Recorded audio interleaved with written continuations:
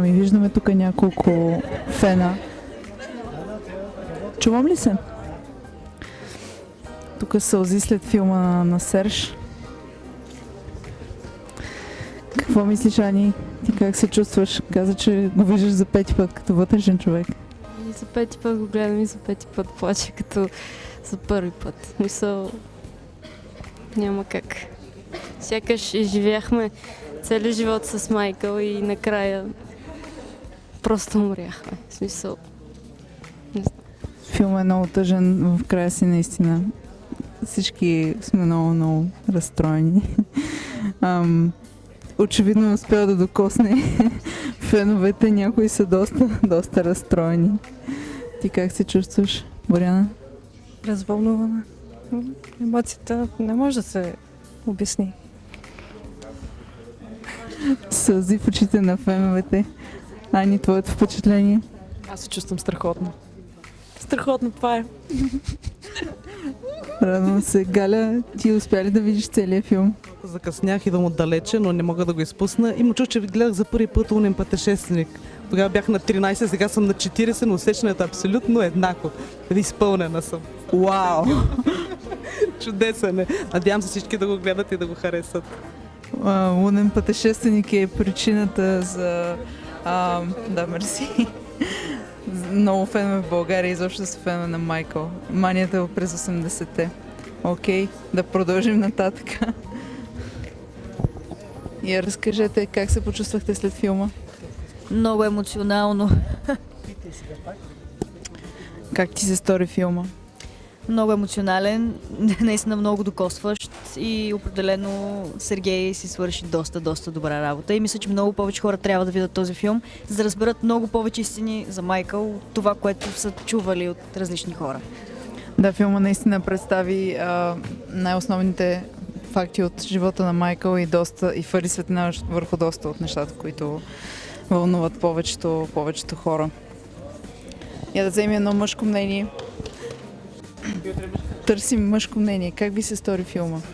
Филма ни се стори страхотен, беше много чудесно направен и разглеждаше всякакви аспекти от живота на Майкъл Джексън, както се и очакваше. Окей, имали сте високи очаквания и са били покрити, радваме се. Даже успях да видя някои нови неща за Майкъл, за които преди не знаех. Научих много нови неща за него. Между другото и аз не знаех за някои неща. А и аз самия като човек, който не съм напълно запознат с живота на Майкъл Джексън, това беше чудесен начин да видя много неща от живота му, за които не знаех. Което беше вдъхновяващо. Много се радвам, да. Предполагам, че това е била идеята на Сърж. Да бъде много... който избяга, да. Други мнения, как ви се стори на вас филма? Ами, много силен филм определено, особено за човек, който е израснал с музиката му, с цялото му творчество, включително това, че научих наистина някакви неща, които не ги знаех. Но много хубав филм и с така много добро послание. Много се радвам. И дамата? аз да си призная до сега, не съм била особено запозната с творчеството на Майкъл Джексън. Знам някои негови песни, но като цяло никога не ми е, как да кажа, не съм го слушала сериозно, да го кажем. Обаче определено след филма ми става много интересно и... Тук имаме едно фен, така ли? Да, може и така да се го каже. Супер. Да. Супер. Ами, благодаря ти много. Само да мина. Малко не можах да се раздам.